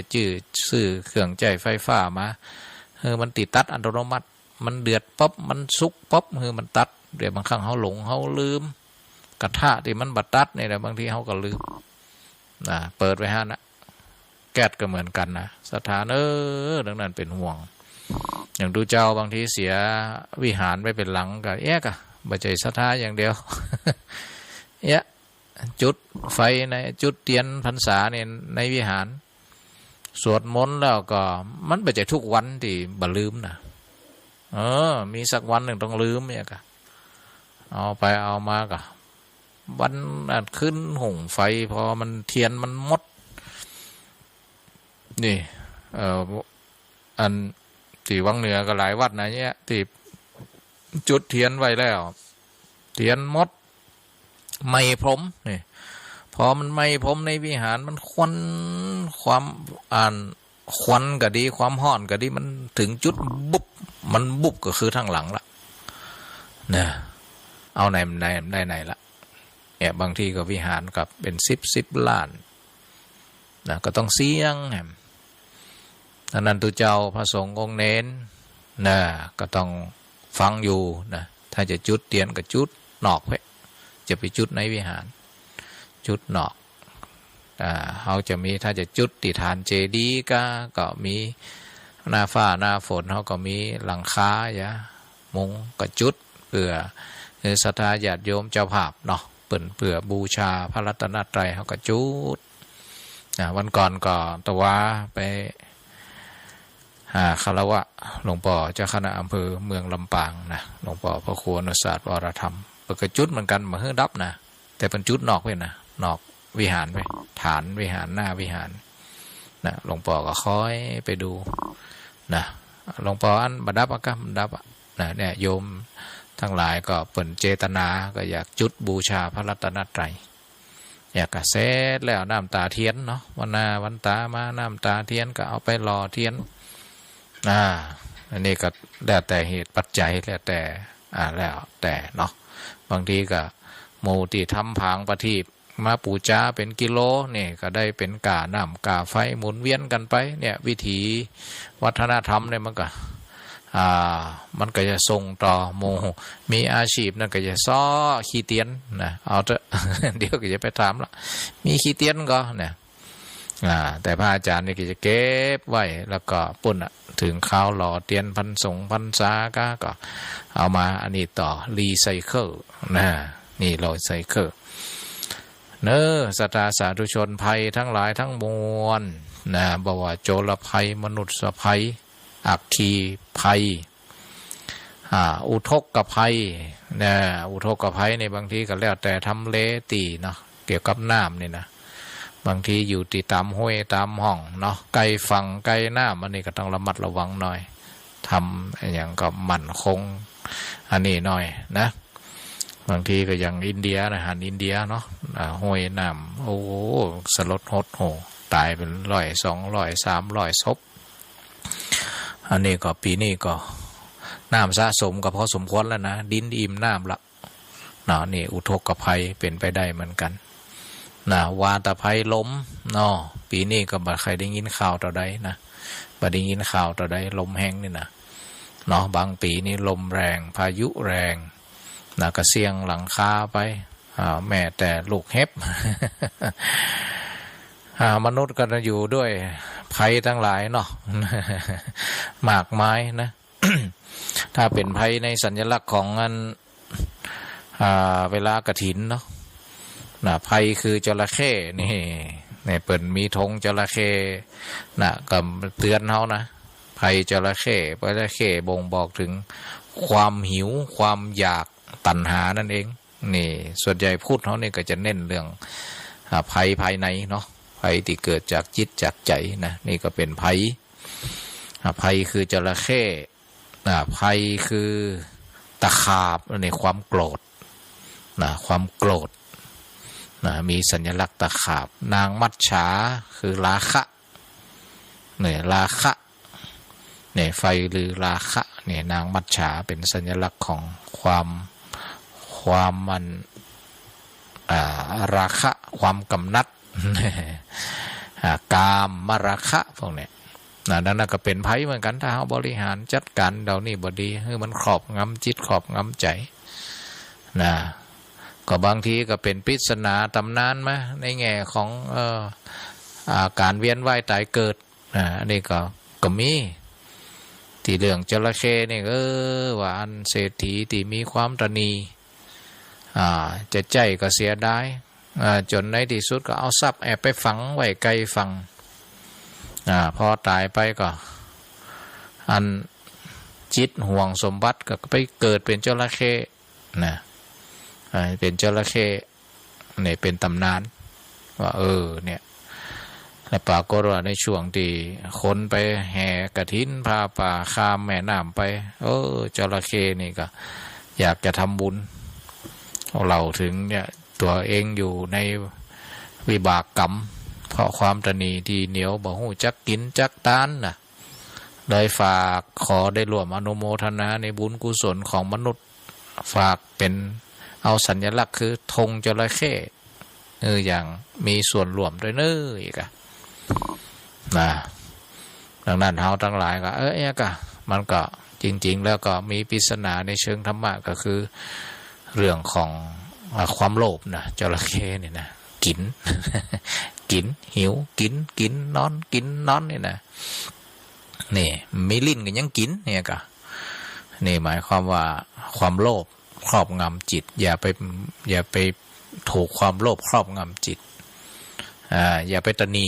นะอันนี้ก็เป็นสัญลักษณ์แล้วก็จระเข้เนาะธงจระเข้ท้องจระเข้นี่นะก็เล่าเรื่องราวต่างๆเรื่องภัยเรื่องตั้งหลายแหล่เนาะเป็นข้อคิดสกิดหลักธรรมศรัทธาญาติโยมทั้งหลายก็มาฟังเพลงธรรมะสักเพลงนะมาได้ใส่เพลงที่ใหม่ๆไว้นะกันเนอไปทางไหนเสียงให้ปี้ให้แปะ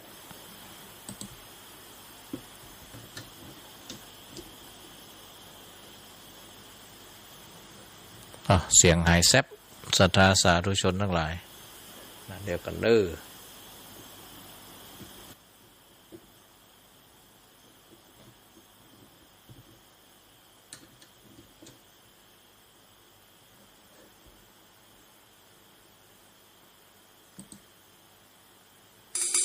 ประคองสองมือต่างถือธูปเทียนดอกไม้บรรจงกราบไหว้เบื้องบาทพระศาสดา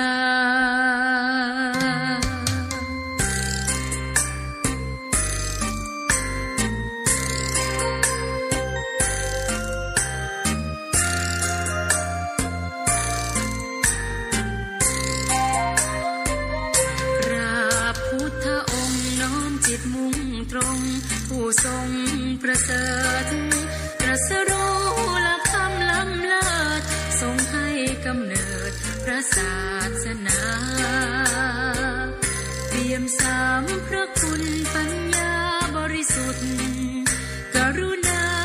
โปรดสัตว์ด้วยเมตตามีพระปัญญาหนุนน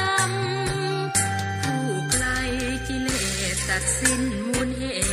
แห่งทุกวังเวงตรัสรู้ชอบโดยองค์เองด้วยความเพียรเพ่งอธิษฐานธรรมเพียบพร้อมสมบูรณ์ด้วยคุณความรู้และพฤติกรรมมีวิชาจรณธรรมแบบอย่างทางนำซ้ำมาสุขโต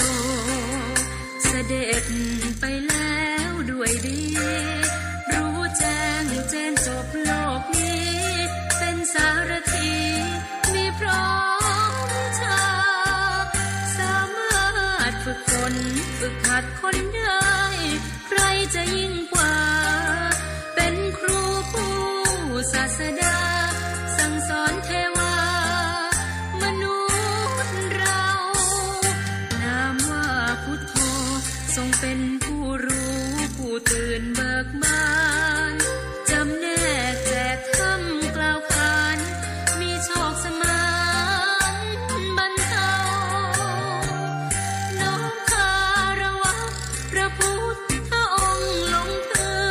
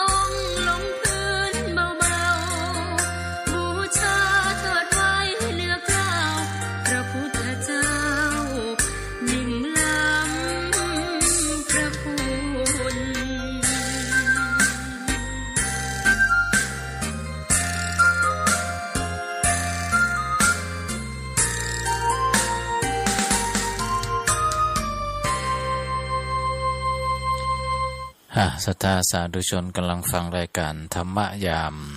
เย็นในวันนี้นะพระมหานพดลสุวรรณเมธีมาทำหน้าที่ดำเนินรายการส่งสัญญาณธรรมะไปยังเครือข่ายคลื่นสีขาวเพื่อชาวประชาโดยมีท่านอาจารย์พระครูอภิวัฒนวิกรมวัดปากทางเจริญรองเจ้าคณะอำเภอดอยหล่อจังหวัดเชียงใหม่เป็นผู้อำนวยการคอยเป็นสะพานเชื่อมไปยังเครือข่ายบอกว่าลำปางลำพูนเชียงใหม่เชียงรายพะเยาแพร่น่านก็พยายามขยายเครือข่ายไปเรื่อยๆศรัทธาสาธุชนทั้งหลายเนาะบางทีก็กฎกติกามีแนวโน้มว่าจะสิ้นสุดแบบธันวานี่ปี67เปิดกระคงมีช่องทางที่จะต้องเปิดโอกาสให้ประชาชนเนาะได้ใจคลื่นดังนั้นกฎระเบียบที่กี่ปีเปิดก็จะมีวงจรของเปิดในการปรับปรุงในการแก้ระเบียบในการที่ผู้ที่เกี่ยวข้องจะต้องไปดำเนินการตามกฎหมายจะได้ก็ดีเฮาทั้งหลายก็มาทิ้งกันได้เห็นประโยชน์ได้เห็นคุณค่าของเครือข่ายของวิทยุ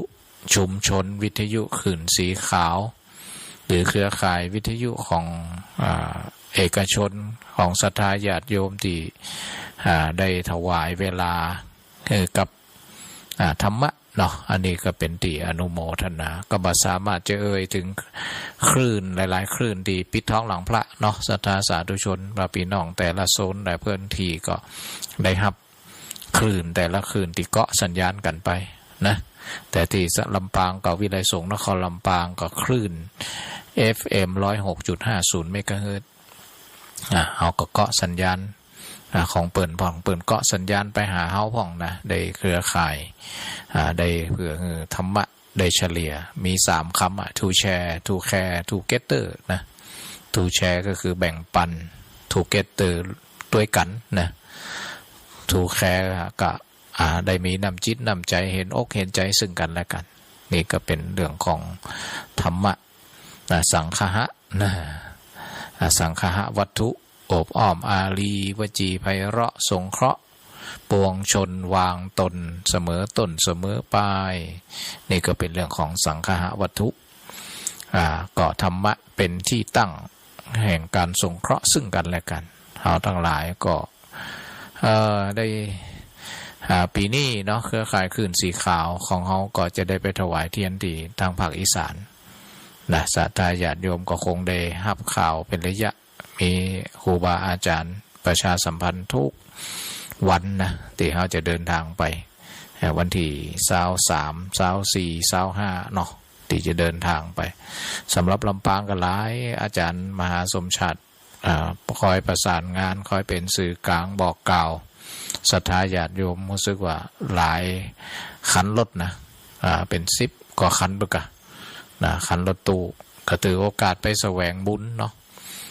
ข้ามบุญเฮานี่ก็เรื่องบุญนี่เฮาเป็นนักเลงอยู่แล้ว ใจสู้อยู่แล้ว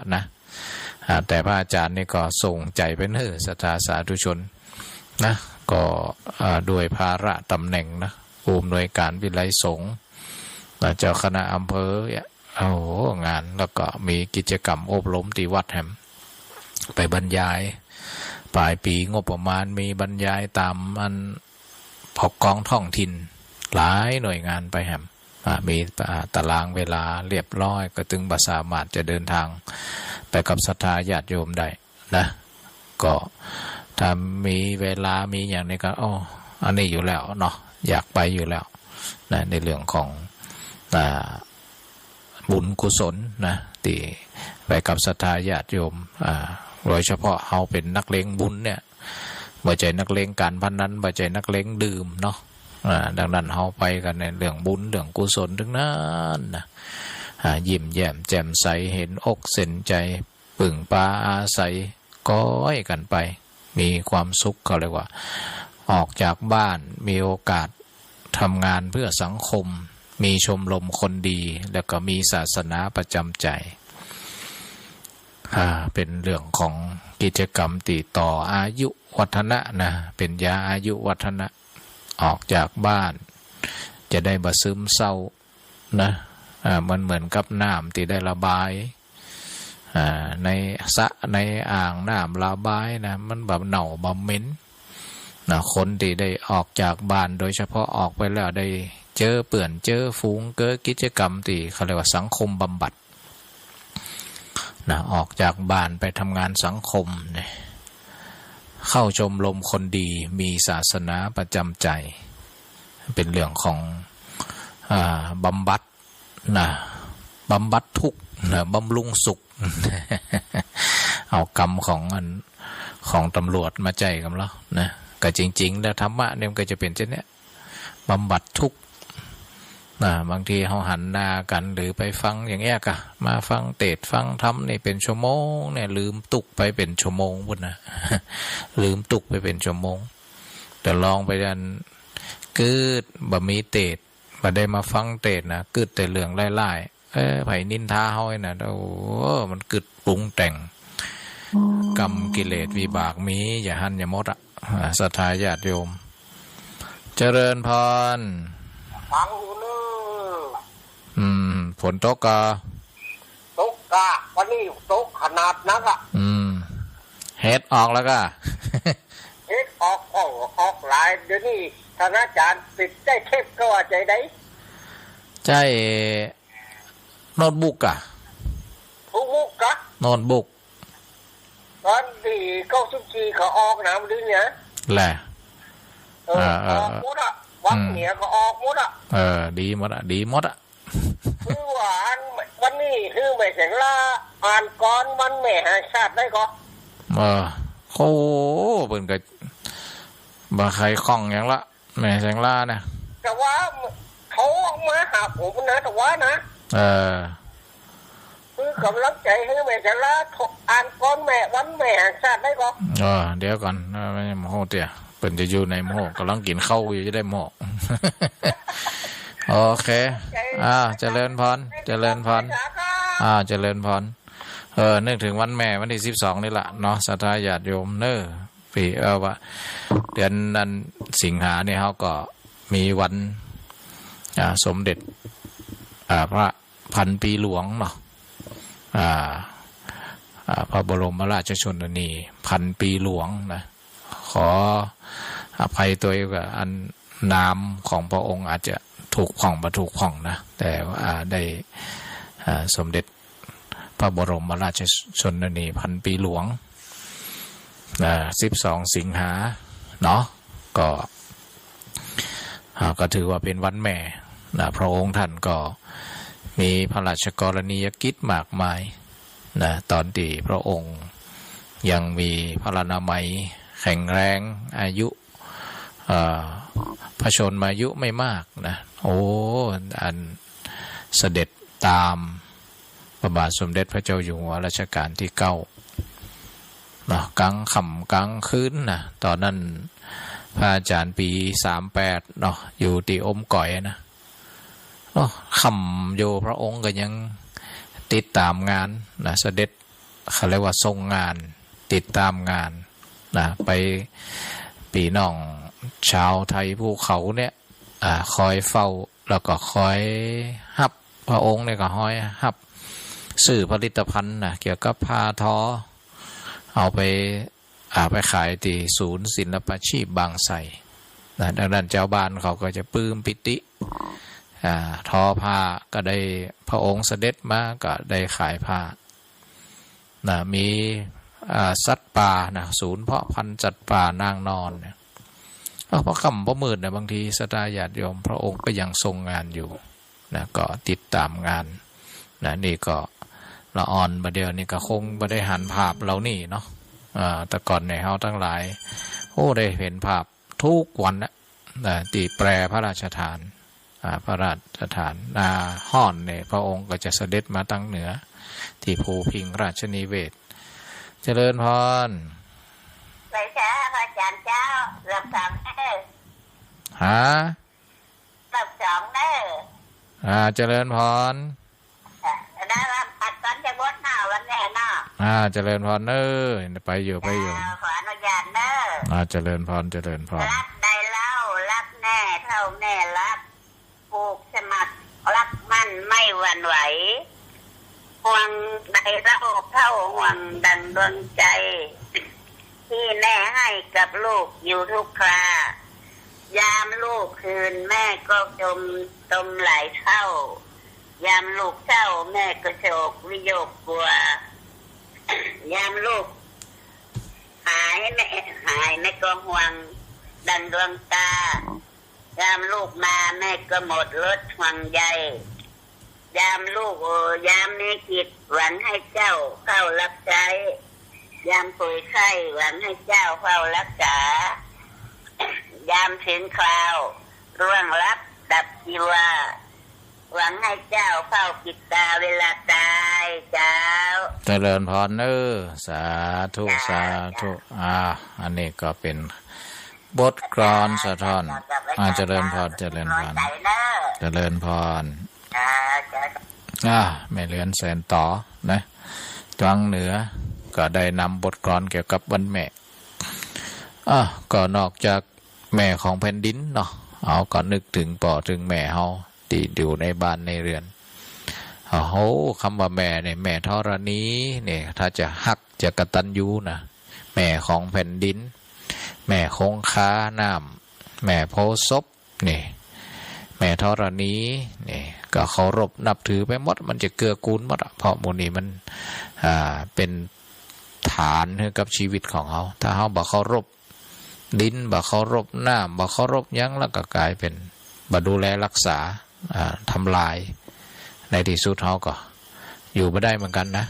ศรัทธาสาธุชนทั้งหลายอยู่บ่ได้เหมือนกันเนาะเจริญพรมาจัดการแล้วก็ครูกระจายยายพรมีก้อนกะท่องมาท่องก้อนยายพรไม่ได้เปิดปัดกระจุนเลยเนี่ยเป็นเนี้ยเป็นเนี้ยทรงเสียง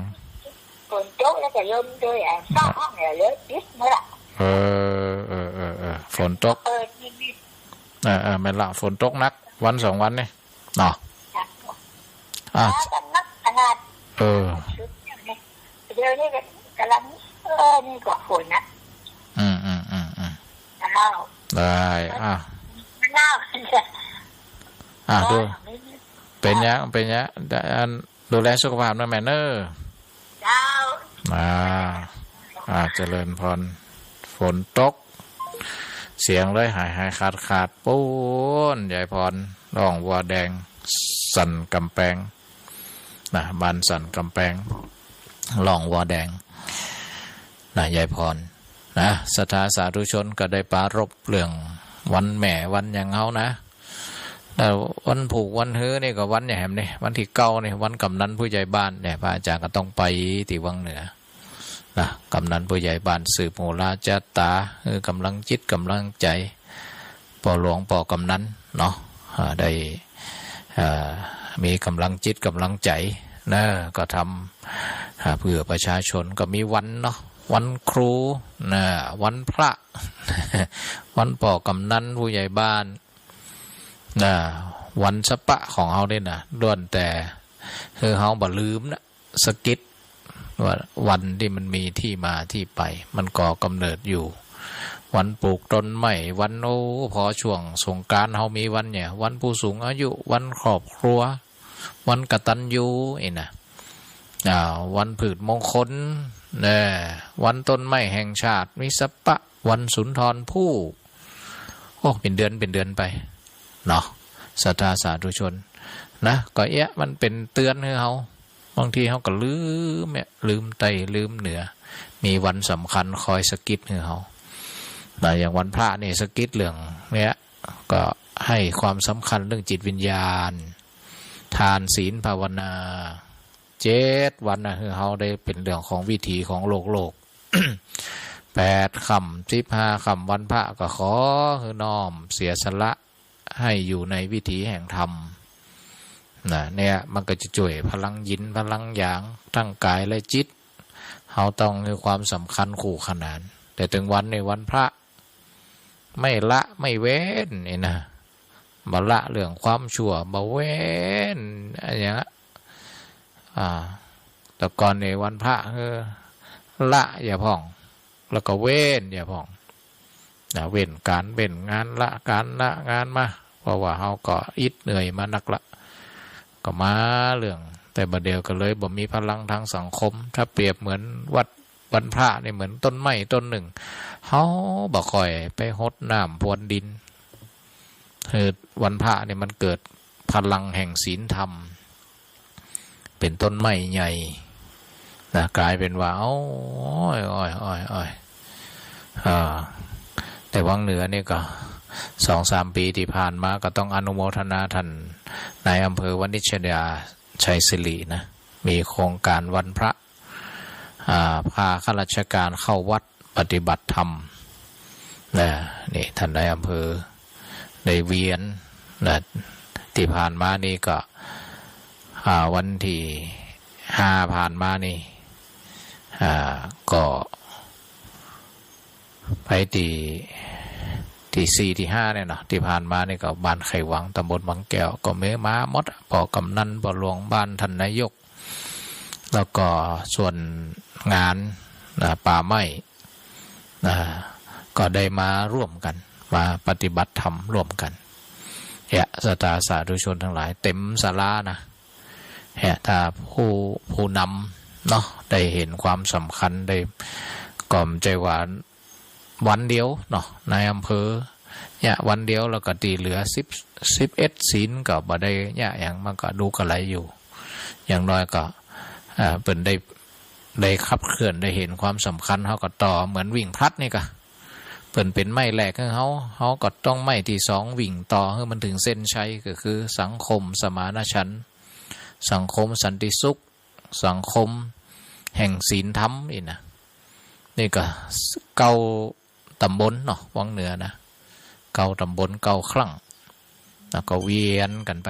ศรัทธาสาธุชนทั้งหลายนะอาตมาก็พยายามไปทุกศีลนะเจริญพรไปสาเจ้าพระมหาเจริญพรฝนตกก็บ้านเลี้ยงเป้าเราแม่ยังก็แม่ยังก็แม่สมศรีเจ้าแม่สมศรีเนาะช่วงนี้ฝนตกเนาะ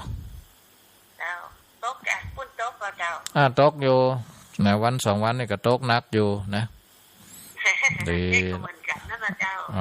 ฟ้าฝนดีเนาะแม่นปีนี้ฟ้าฝนดีถ้าแดดออกวัน2วันนี่เฮ็ดออกละ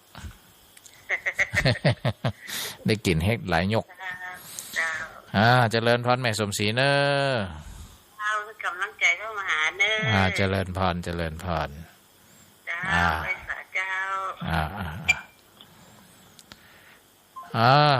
ถ่ายรายการนั้นเนอศรัทธาสาธุชนทั้งหลายถ่ายรายการนั้นเหลือ2 นาทีนะเดี๋ยวก็เอาละวันนี้ก็ได้ปารภถึง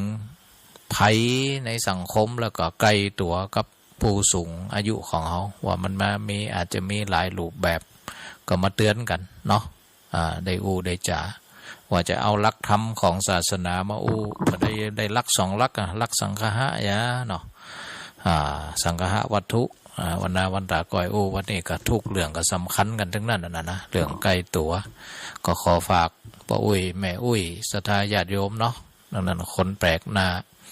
มีอย่างว่าของกินของยังเนี่ยอย่าเอาหูไว้ที่ใจอย่าเอาใจไว้ที่หูได้ยิงอะไรอย่างก็เอาใจ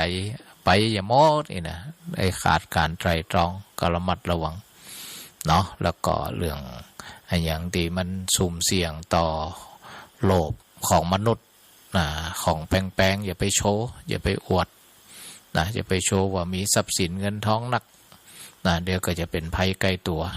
ทำตัวสบายนั่นน่ะเนาะศรัทธาสาธุชนถ้าเป็นไปได้ก็ติดวงจรปิดติดอย่างไปเนาะ ก่อยแก้ปัญหาไปเน้อเอาละขอบุญรักษาธรรมะคุ้มครองเทวดาปกป้องแก่ศรัทธาญาติโยมทั้งหลายเน้อที่นี่สถานีวิทยุเพื่อการศึกษาวิทยาลัยสงฆ์นคร